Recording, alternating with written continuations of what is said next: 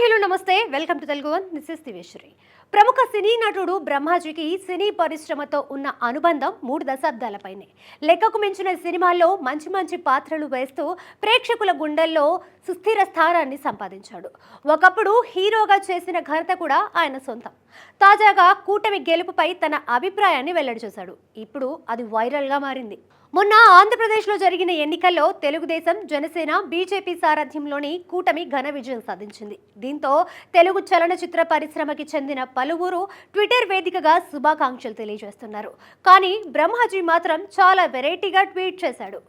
అందరూ ఎలాంటి ఫలితాలు కావాలని ఎదురు చూశారో అలాంటి ఫలితాలు వచ్చాయి. బాగానే ఎంజాయ్ చేశాం, ఇక చాలు.